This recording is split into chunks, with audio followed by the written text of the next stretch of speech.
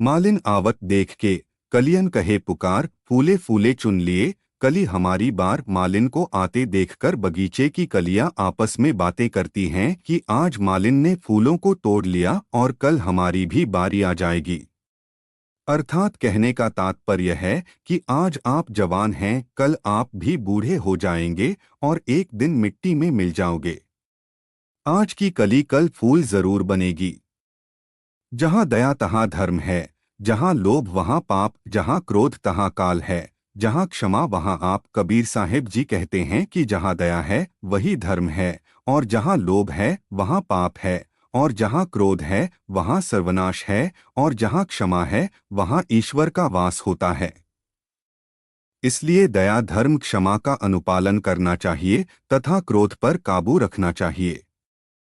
नहाए धोए तो क्या हुआ, जो मन मैल न जाए, मीन सदा जल में रहे, धोए बास न जाए। मतलब कबीर साहिब जी कहते हैं कि आप कितना भी नहा धो लीजिए, लेकिन अगर आपका मन साफ नहीं हुआ तो उसे नहाने का क्या फायदा।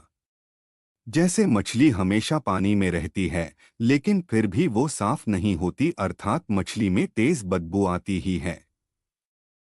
कल करे सो आज कर, आज करे सो अब, पल में परलय होएगी, बहुरी करेगा कब। कबीर साहिब जी कहते हैं कि हमारे पास समय बहुत कम है। जो काम कल करना है वो आज करो, और जो आज करना है वो अभी करो, क्योंकि पल भर में प्रलय हो जाएगी, फिर आप अपने काम कब करेंगे। गुरु गोविंद दो खड़े, काके लागू पाए, बलिहारी गुरु आपने।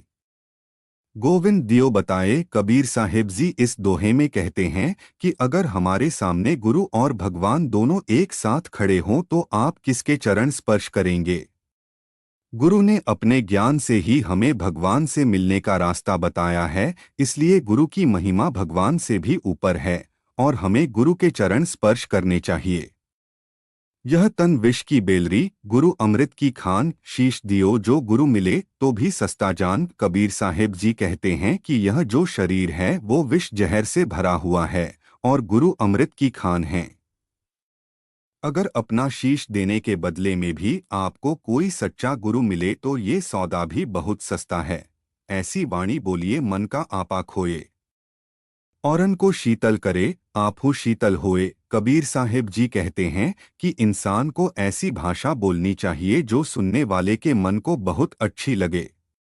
ऐसी भाषा दूसरे लोगों को तो सुख पहुंचाती ही है, इसके साथ खुद को भी बड़े आनंद का अनुभव होता है। इसलिए हमेशा मधुर वचन ही बोलना चाहिए। बुरा जो देखन मैं चला, बुरा न मिलिया कोई, जो मन देखा आपना, मुझसे बुरा न कोई। कबीर साहिब जी कहते हैं कि मैं सारा जीवन दूसरों की बुराइयां देखने में लगा रहा, लेकिन जब मैंने खुद अपने मन में झांक कर देखा तो पाया कि मुझसे बुरा कोई इंसान नहीं है। मैं ही सबसे स्वार्थी और बुरा हूँ। अर्थात हम लोग दूसरों की बुराइयां बहुत देखते हैं, लेकिन अगर आप खुद के अंदर झांक कर देखें तो पाएंगे कि हमसे बुरा कोई इंसान नहीं है। दुख में सुमिरन सब करे, सुख में करे न कोई, जो सुख में सुमिरन करे तो दुख काहे को होए। दुख में हर इंसान ईश्वर को याद करता है, लेकिन सुख में सब ईश्वर को भूल जाते हैं। अगर सुख में भी ईश्वर को याद करो तो दुख कभी आएगा ही नहीं। माटी कहे कुमार से, तू क्या रोंदे मोहे, एक दिन ऐसा आएगा मैं रोंदूंगी तो है। जब कुम्हार बर्तन बनाने के लिए मिट्टी को रौंद रहा था तो मिट्टी कुम्हार से कहती है, अये मानुष तू मुझे रौंद रहा है, एक दिन ऐसा आएगा जब तू इसी मिट्टी में विलीन हो जाएगा और मैं तुझे रौंदूंगी। चलती चक्की देख के दिया कबीरा रोए, दो पाटन के बीच में साबुत बचा न कोए। चलती चक्की को देखकर कबीर दास जी के आंसू निकल आते हैं और वो कहते हैं कि चक्की के पाटों के बीच में कुछ साबुत नहीं बचता। जाति न पूछो साधु की, पूछ लीजिए ज्ञान, मोल करो तलवार का, पड़ा रहने दो म्यान। साधु से उसकी जाति मत पूछो बल्कि उनसे ज्ञान की बातें करिए, उनसे ज्ञान लीजिए।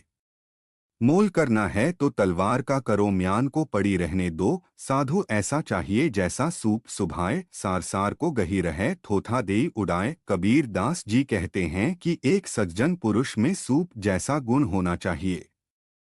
जैसे सूप में अनाज के दानों को अलग कर दिया जाता है, वैसे ही सज्जन पुरुष को अनावश्यक चीजों को छोड़कर केवल अच्छी बातें ही ग्रहण करनी चाहिए।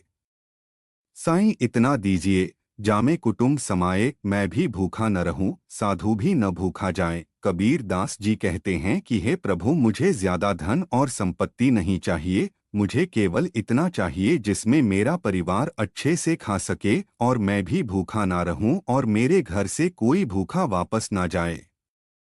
दुर्लभ मानुष जन्म है, देह न बारंबार, तरुवर ज्यों पत्ता झड़े, बहुरी न लागे डार। कबीरदास जी कहते हैं कि मनुष्य का जन्म मिलना बहुत दुर्लभ है, यह शरीर बार बार नहीं मिलता।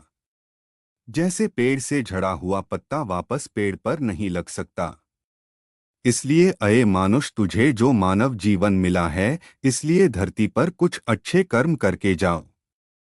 बोली एक अनमोल है, जो कोई बोले जानी, किए तराजू तौली के, तब मुख बाहर आनी। यदि कोई सही तरीके से बोलना जानता है तो उसे पता है कि वाणी एक अमूल्य रत्न है, इसलिए वह हृदय के तराजू में तोलकर ही उसे मुंह से बाहर आने देता है। ऐसा जो व्यक्ति करता है वह वास्तव में बहुत तरक्की करता है। ऐसे ही ज्ञानवर्धक रचना देखने के लिए हमारे इस चैनल को सब्सक्राइब जरूर कर लीजिएगा। वीडियो देखने के लिए आपका दिल से बहुत बहुत धन्यवाद।